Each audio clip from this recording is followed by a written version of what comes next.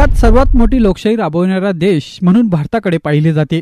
तारुण्याच्या उंबरठ्यावर पाय ठेवताच तरुणांना मतदानाची संधी भारतात मिळते। परंतु शालेय शिक्षण घेत असतानाच विद्यार्थ्यांना लोकशाही, त्यातील निवडणूक प्रक्रिया आणि निवडणुकीनंतर धारण केलेले पद तसेच त्या अनुषंगाने येणारे दायित्व विद्यार्थ्यांच्या लक्षात यावे अशी भूमिका घेऊन निवडणूक प्रक्रिया राबविण्यात आली। नूतन मराठा माध्यमिक आणि उच्च माध्यमिक विद्यालयात यंदाच्या शैक्षणिक वर्षासाठी मुख्यमंत्री आणि उपमुख्यमंत्री या पदांसाठी निवडणूक प्रक्रिया राबविण्यात आली। ही प्रक्रिया राबविताना विद्यार्थ्यांची निवड होऊन त्यांना निरनिराळे मंत्रिपदे बहाल करण्यात आली। अर्थात त्यासाठी आठवडाभर आपली उमेदवारी का हे सांगण्याची संधी देण्यात आली। निवडणूक लढविणाऱ्या विद्यार्थ्यांनी वर्गावर्गात जाऊन आपली उमेदवारी कशासाठी हे सांगितले। विजयी झालो तर काय जबाबदारी पार पाडणार हे देखील सांगितले। विद्यार्थ्यांनी या राज्यातील आदर्शवत असलेल्या राजकीय नेत्यांचे अनुकरण करावे। स्वतः प्रगल्भ होतानाच लोकशाही ही कशी बळकट करता येईल याचा विचार शालेय जीवनापासूनच विद्यार्थ्यांनी करावा, असे आवाहन प्राचार्य संजय कुमार पाटील, पर्यवेक्षक रघुनाथ नागरे यांनी केले।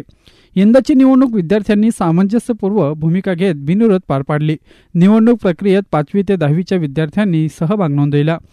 या उपक्रमासाठी के गांगुर्डे विद्यालयात प्रतिनिधी हरकलाल पवार, के पाडवी, NK बेडसे, GM बागुल, अशोक सूर्यवंशी, शिक्षकेतर प्रतिनिधी सिद्धार्थ मोहिते यांनी पाहिली।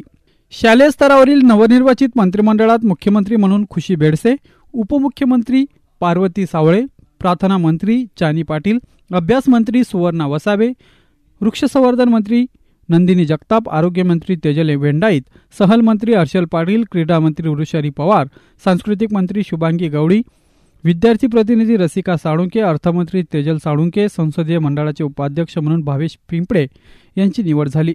या उपक्रमाबाबत संस्था अध्यक्ष पराग बेडसे, सचिव अनिल सोनवणे, विश्वस्त गजेंद्र भोसले, संजय पाटील, दीपक अहिराव, उत्तमराव बोरसे यांनी अभिनंदन केले। मी तळागाळातील लोकांच्या शिक्षणासाठी आणि प्रगतीसाठी साखळी तालुका एज्युकेशन सोसायटी साखळी ही नामांकित संस्था स्थापन केली।